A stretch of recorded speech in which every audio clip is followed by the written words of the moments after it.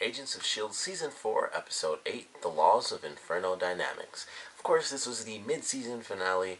It was, sadly, the end of the Ghost Rider chapter, at least for now.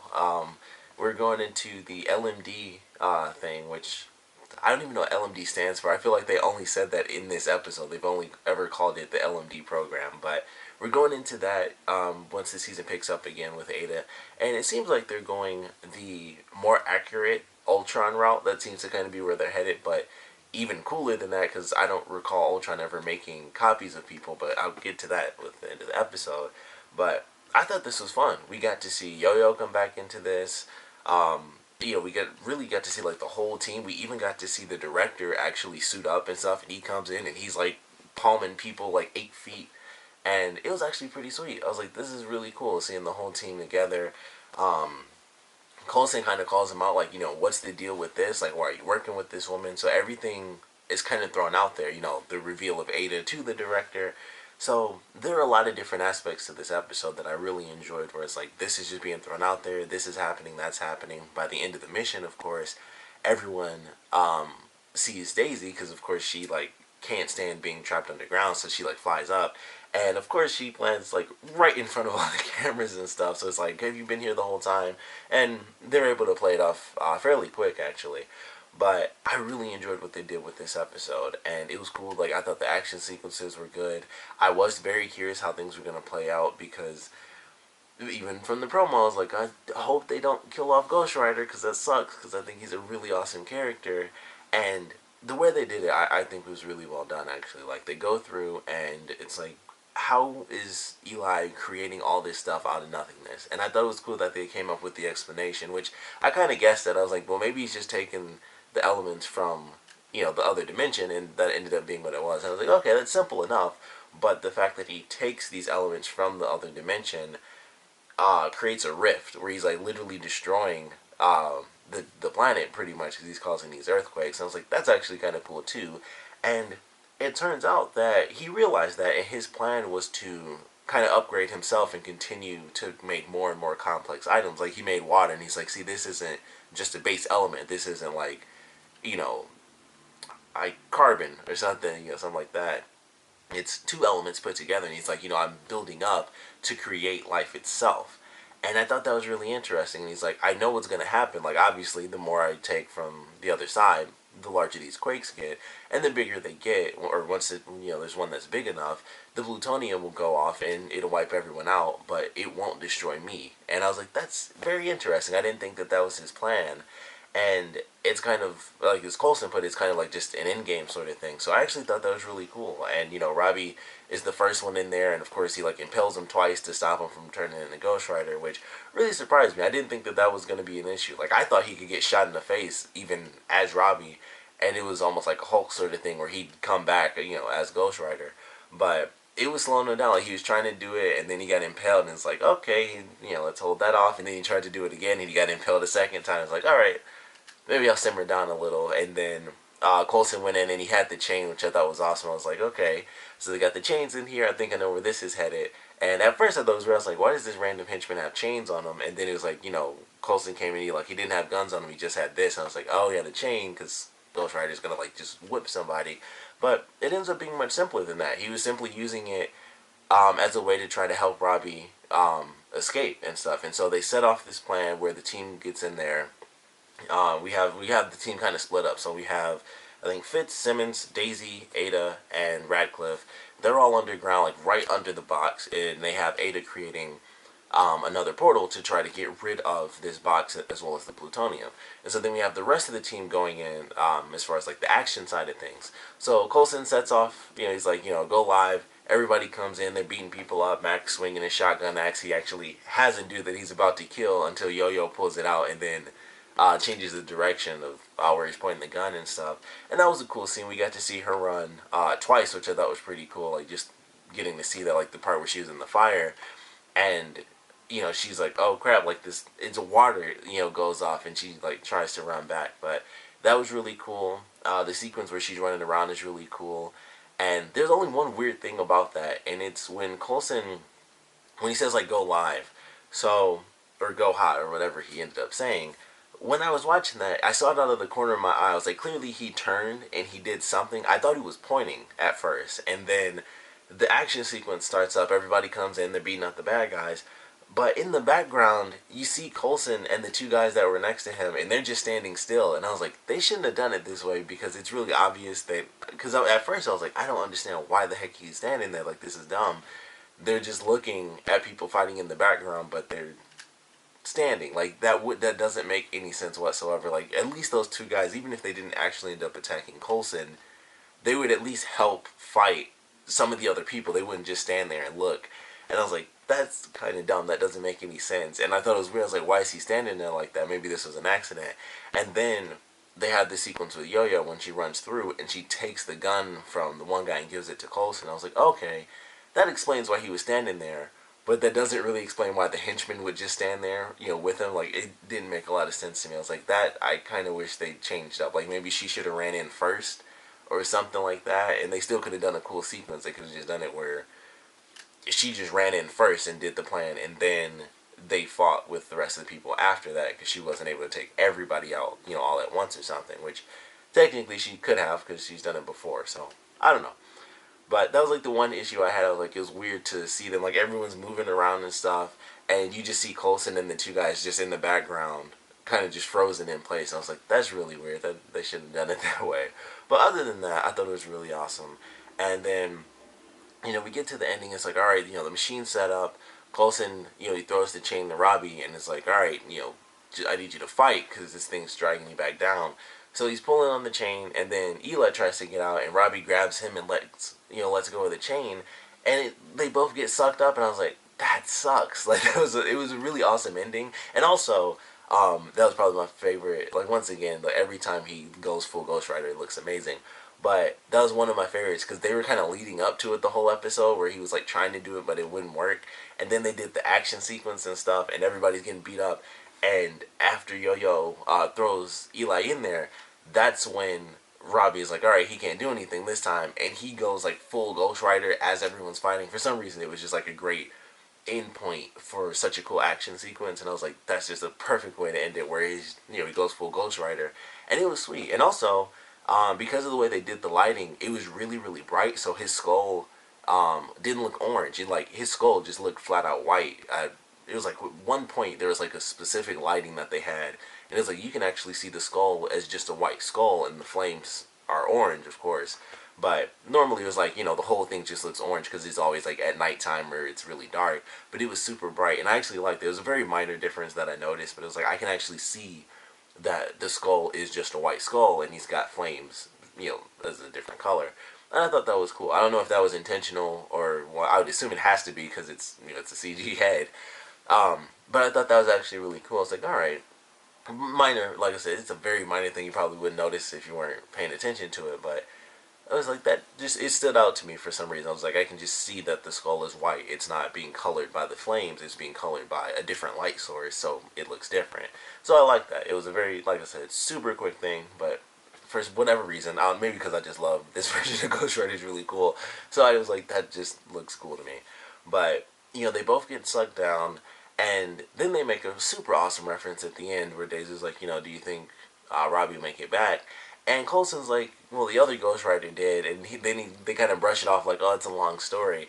So that was amazing to me. I was like, okay, so he knows that there's another Ghost Rider. They made it official that there are two Ghost Riders, which they already did anyway. When Robbie was giving his flashback, like that was Johnny Blaze Ghost Rider. So that was awesome. And now it's like, no, they knew that there was another, Ghost Rider. He may or may not know it was Johnny Blaze, and there are multiple Ghost Riders as well. It's not just, Johnny Blaze and Robbie Reyes, but he said the other, so I'm just going to assume the other is got to be Johnny Blaze. So I thought that was great. I was like, that's a really cool reference. And there's also a whole other story with that, because clearly it's like, oh, the other one did, so that means not only does he know about another Ghost Rider, but that other Ghost Rider also went to hell and came back, which I would assume has to do with another crazy mission or something that happened in the past. So I thought that was pretty awesome. I was like, okay, that adds a lot of questions. I don't know if they're really going to explore that or anything, but they threw it in there. Like, they knew that, Coulson knows that there's another Ghost Rider. So I thought that was really awesome. They made they made a nice little joke after that with Coulson when he was talking with Daisy, like, you know, I thought that the face of Shield should be an Inhuman, but not exactly, you know, not exactly Mace. And he looks at her and she's like, oh no, maybe in the comic book version. And you know, when we watch comic book shows, every once in a while they make that obvious joke, and you just got to do like the fake laugh, like, ha, that was funny. So I like that reference. I was like, all right, that was cool that they made the little reference there. And then we go into the ending of this episode, and I guess this before I mentioned, like, maybe they're gonna do, you know, the Ultron thing with Aida. I hope they don't, because we've already had Ultron, but it was a very different version of Ultron than what I'm familiar with. Like, they made Ultron very comedic and stuff like that because the creation was very different than the original version of Ultron. So I was like, maybe they'll do that again and do a more accurate version, something closer to Ultron without actually making, you know, another Ultron.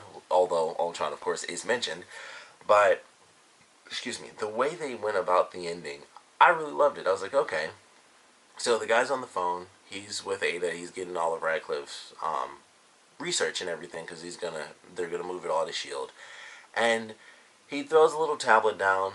Some things like beep beep beep. A door opens up, and so all we see in there is a little IV drip. And I was like, okay, so she's making a body. That was the first thing I thought, because we saw her doing the thing with the brain. I was like, okay, I thought that was for herself. So apparently that's not the case. I thought it was for herself to move her into. I figured they would do it like she put herself into another body, but it was the exact same actress or something like that as an upgrade. But it turns out she's making this brain for a complete replacement of another person. So at first the guy gets killed, which I knew was gonna happen. Like, as soon as that door opened up, I was like, oh, well, he's dead.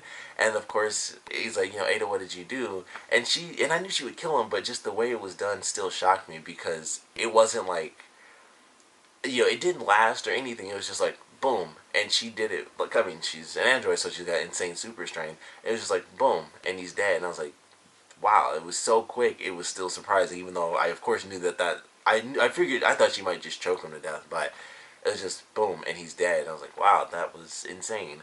And then they they cut to something else after that, but then they go back to her, and it's like, oh crap, she captured May after they did their mission. That's what I was thinking, like, oh, she captured May, and no one realizes that she's actually missing or anything, because, you know, she wasn't in the scene yet. And she's like, you know, don't worry, Agent May will, you know, we'll tidy you up and stuff.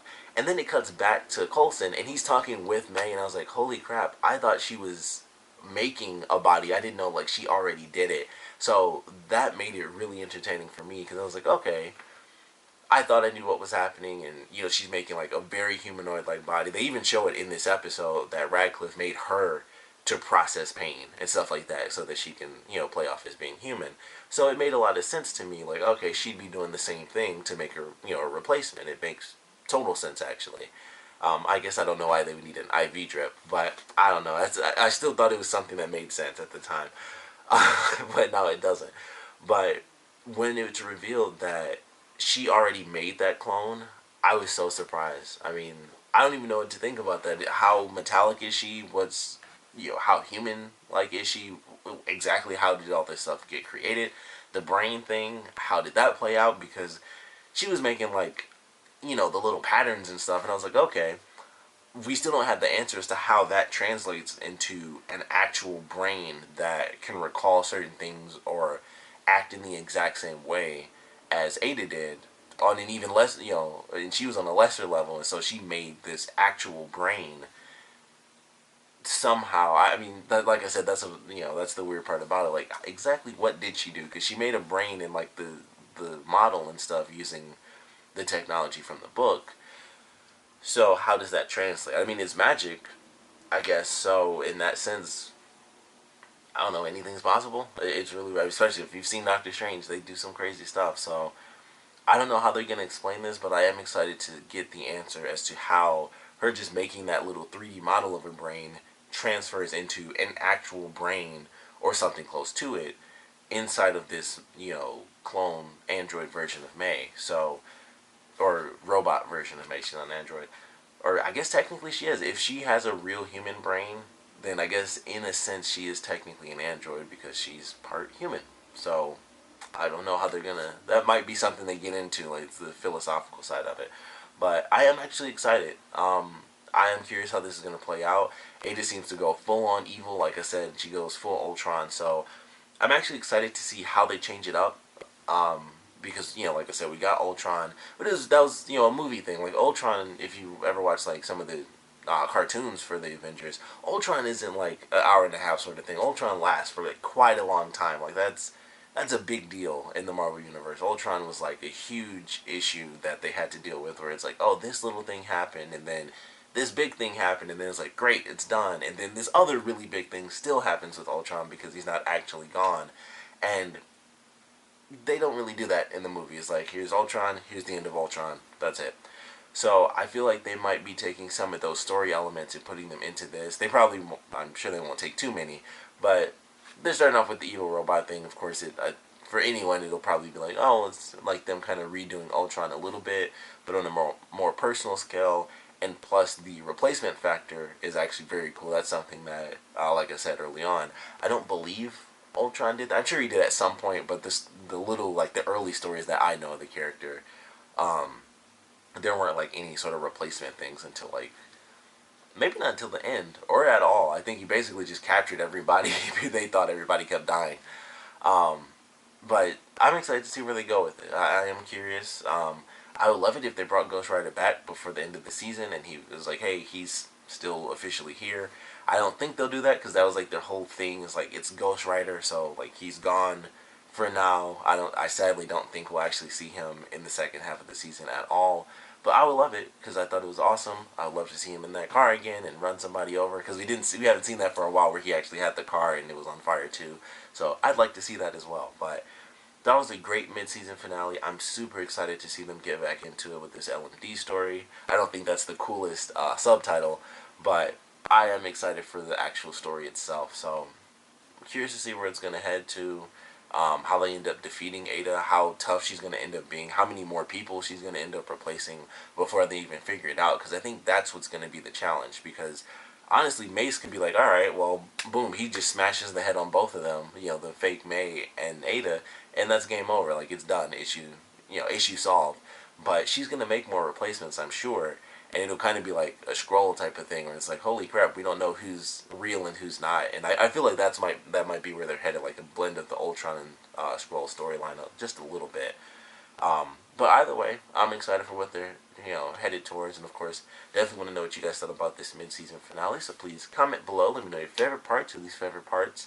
And there are a couple of different questions, but first one I have to ask, how do you guys feel about Ghost Rider at least temporarily leaving the show? It might be a permanent thing, then he comes back for one episode, then who knows, maybe he will get a spinoff. A lot of people have been talking about that because he was really cool in this. I would not hate that at all, but I want to know how you guys feel about him leaving the show, and of course I want to know how you guys feel about Ada making a fake clone. Is that where you thought it was going? Because like I said, I thought she was going to make a new body for herself with like as close to a human brain as she could get.